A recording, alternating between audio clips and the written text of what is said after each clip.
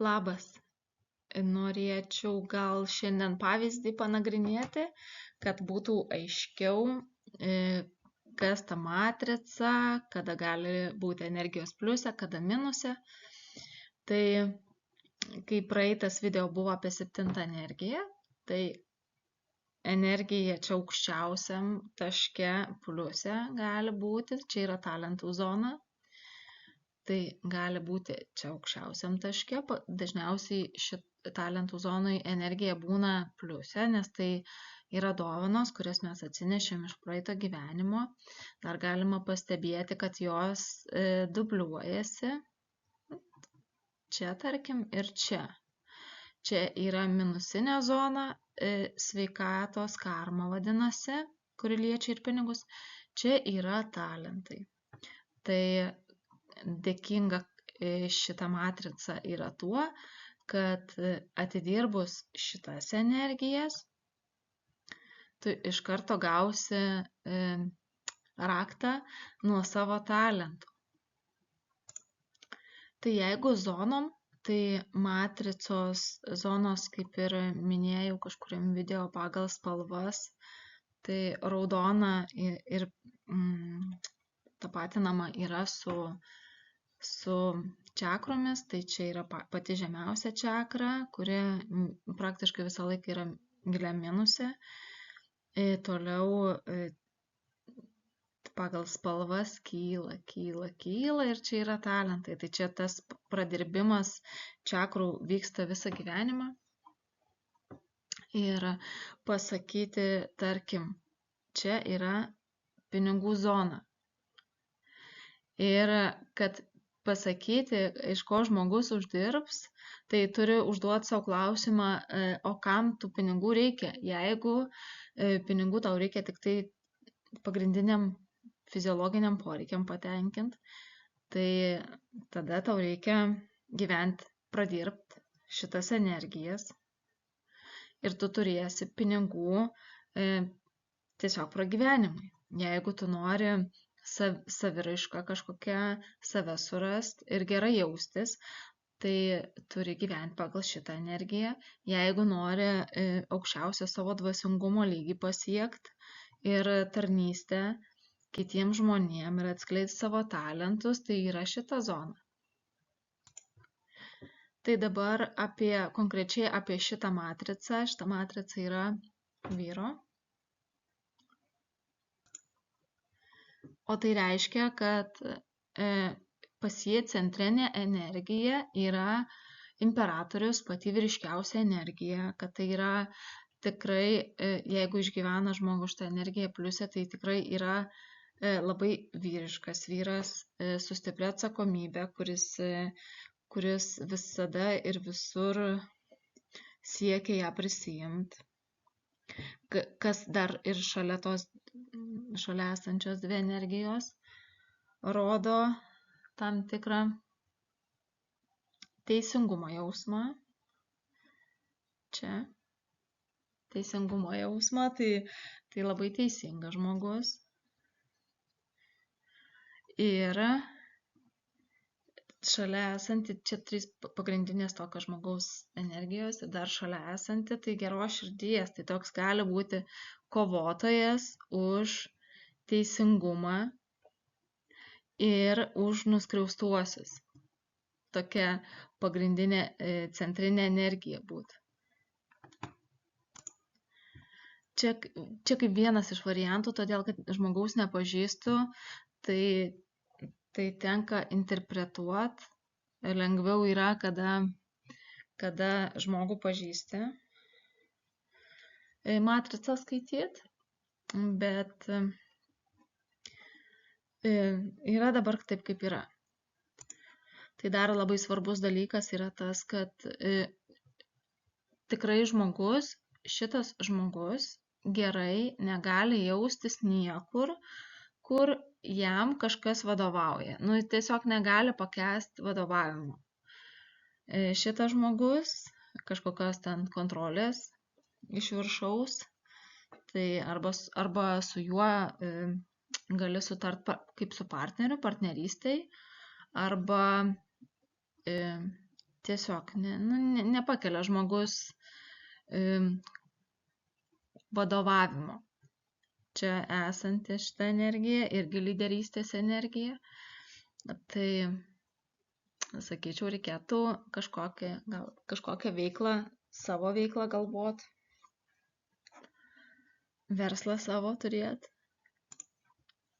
Dabar, jeigu kalbant apie pradirbimą pinigų karmos ir sveikatos karmos, tai čia yra 7 energija apskritai yra pati chaotiškiausia energija ir nesvarbu, ar jinai yra pliuse ar minuse išgyvenama, bet pati energija iš savęs yra labai chaotiška. Tai gali būti nenoras vairuoti. Kaip vienas iš variantų, nes 7 energija yra judėjimas, bet labiau gal aš įvardinčiau tai kaip tikslo neturėjimą gyvenime ir kryptingumo tokio nebuvimą. Gal, tarkim, sunku surasti kryptį ir susirasti tikslą, dėl kurio galėtum ryte keltis ir eiti kažkur, norėt keltis ryte. Šalia yra tokia kaip baimių energija. Šita energija 18 pagal taro yra mėnulis, tai jinai turi 2 pusės. Arba žmogus turi daug baimių, arba jisai išsilaisvinęs gali viską vizualizuoti va taip. Tai kadangi jinai yra karminė, tai greičiausiai yra daug baimių, tokių, kurios net nėra pagrįstos ir jos trukdo uždirbti pinigus.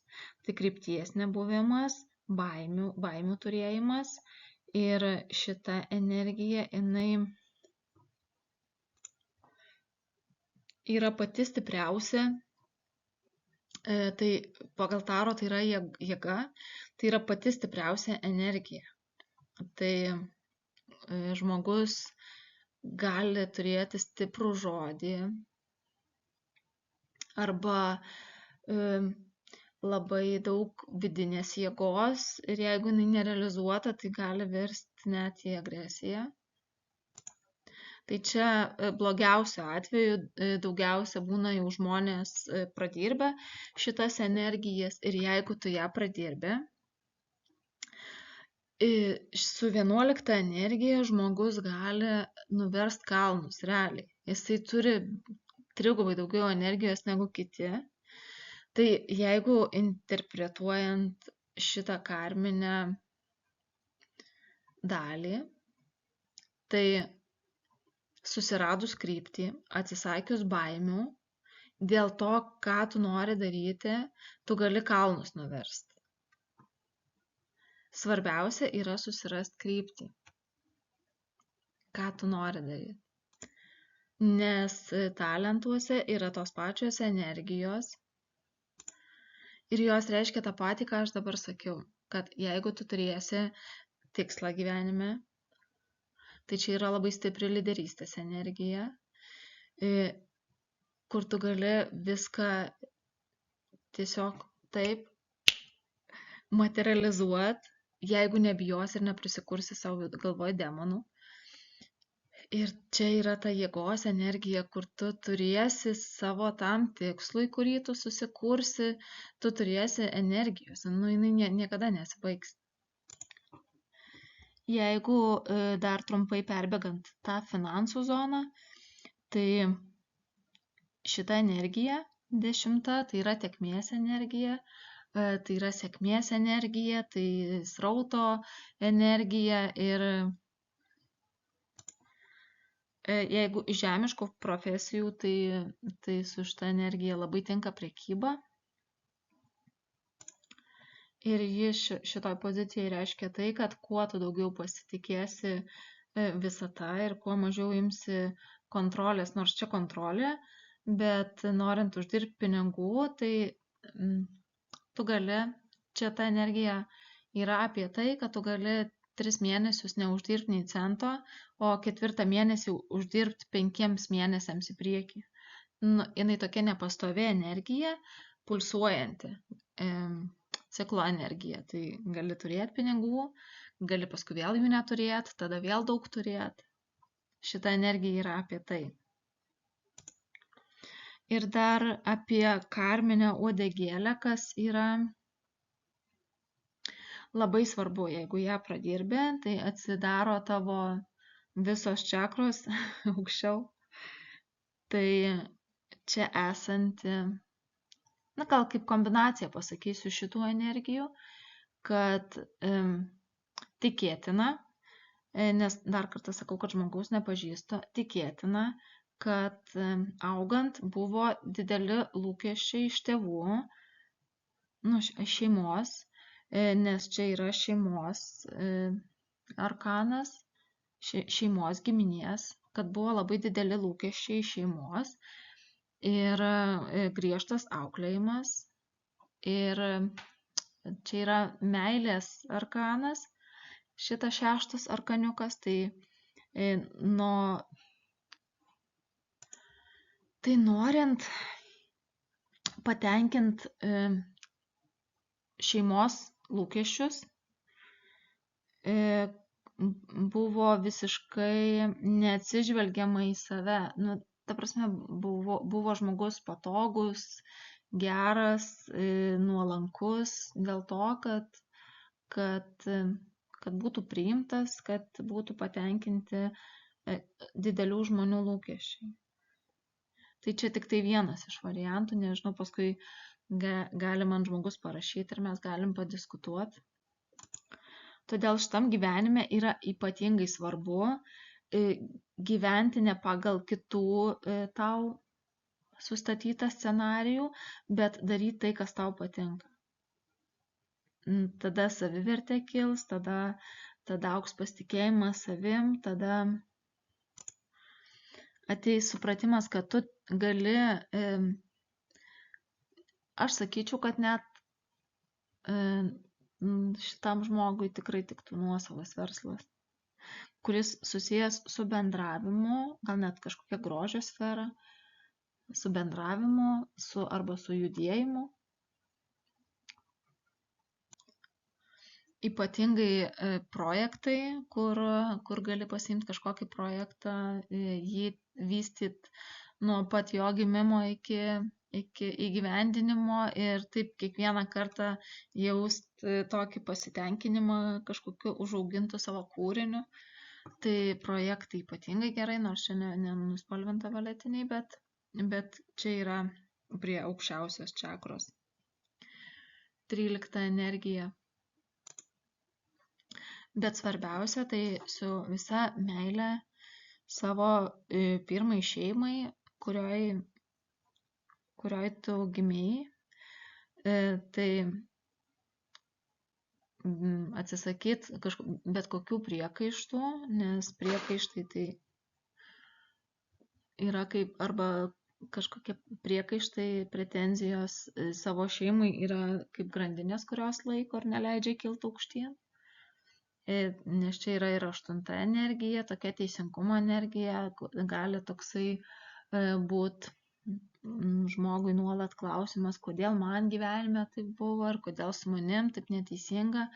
Tai labai svarbu suprasti, kad viskas yra teisinga, nes mes pasirenkam tėvus ir viskas yra gerai ir viskas yra ten, kur ir turi būti. Ir reikalinga mūsų sielos evoliucijai. Tai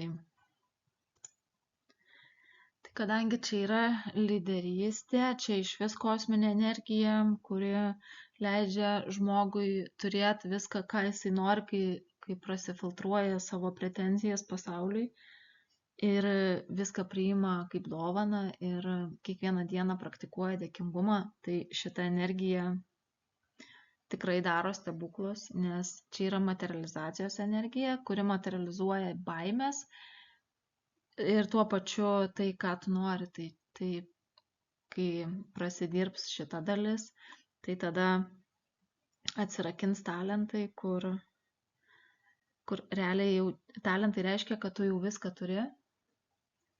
Reikia tik tai atsiminti ir nusikratyti tuos blokus, kuriuos užsidėjai augdamas. Tai čia vadovas, čia lyderis, čia projektai, čia bendravimas, toks malonus, fainas bendravimas išoriai. Tai norėčiau aš tokio vadovo. Jeigu jis išgyvena savo energiją pliuse, tai labai atsakingas, konkretus, maloniai bendraujantis žmogus. Ir čia dar socialinis tikslas irgi yra 8, kas reiškia, kad žmogus gali puikiai suprasti priežasties ir pasiekmės dėsnius ir jais vadovautis ir atsikratyti to perdėto teisingumo jausmo, kur tau atrodo, kad kažkas pasaulyje vyksta neteisingai, tai net liečiant tokias skaudžias temas kaip karai, tarkim, kodėl maži vaikai miršta, o kažkokia pikta močiutė gyvena 100 metų ir dar visiems aplink gadina gyvenimą, tai viskas kaip yra, taip ir turi būti. Tai reikia tą suprast. Ir tiek, jeigu apibendrinti. Čia irgi tas galutinis tikslas irgi yra šiaip čia pinigų energija ir tokia kaip ir projektų irgi, kur tu gali ten savo kažkokį didelį projektą sukurti. Tai linkiu sukurti didelį projektą ir kuo lengvesnio kelio linkiu.